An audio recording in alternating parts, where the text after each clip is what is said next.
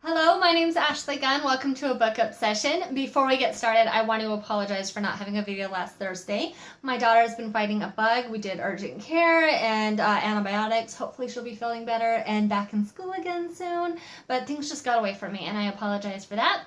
That being said, this video will be on two amazing books, and so hopefully that's kind of my way of making it up to you guys.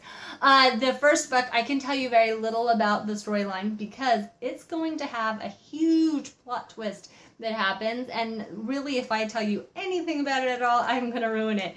So I'm going to give you, as much as I can.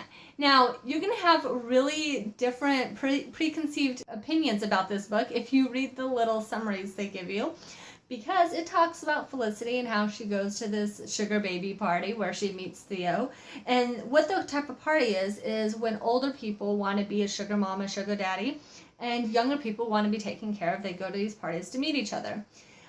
Felicity will meet Theo there, although it's happening at Theo's house. He doesn't really have any interest in it and is upstairs. Felicity goes up there and plays the piano, and that's how they're going to meet.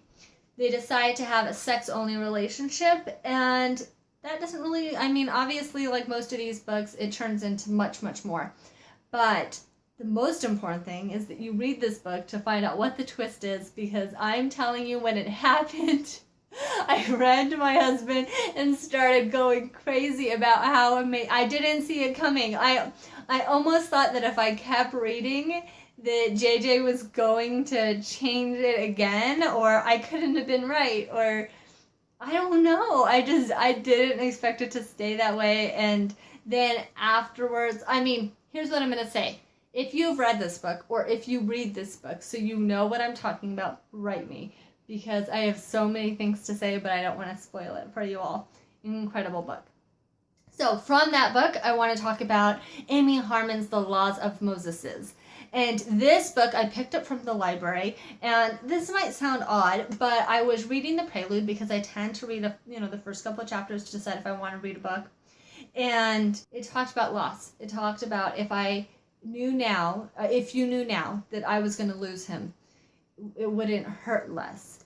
And I really was concerned about whether or not I'd like the book, because I don't like books about people that are loved dying, and I don't like books where at the end of the relationship it's not happily ever after. So when I read the first little bit, I thought, I don't know. But then I read the whole prelude, and the only way I can describe it is poetry. It is gorgeous. I don't even know how to describe it and do it justice, but the prelude of The Laws of Moses, Amy did an amazing job. Anybody should read it as an example of how to write, because that prelude made me not care. I didn't care what the rest of the book was. If it was written as well as the prelude, it was worth reading. So when you read the book itself, it's about a man named Moses who was abandoned as a child in a laundry basket. He lives in a small town. The whole town knows his name and his story because he becomes famous and is on the news and stuff when you get left in a laundry basket. At the same time, Georgia's growing up with her parents who are foster parents, and so she has this idea of, just because you were abandoned doesn't mean that there's something wrong with you. More than anything, it just means your situation is different. And Moses ends up, as I believe 18, moving in with his grandmother, Gigi, down the street from Georgia. Moses and Georgia become friends.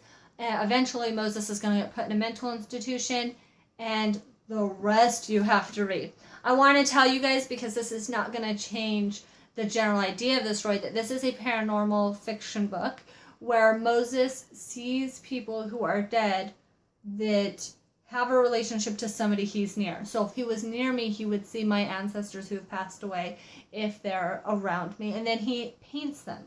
So in a way, it's like the dead that are around still speaking out to the loved ones, and you would think that would be the plot twist, but it really isn't. This is an incredible book.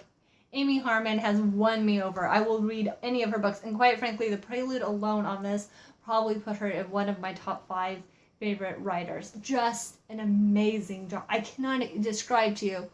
Read it. Just anyways, this book is the first book of a series called The Laws of Moses, and the second one will be about a gentleman that he met while he's in the mental institution. So it's a series, but I needed to tell you guys about this book specifically because I had just read it and just amazingly well written. All right.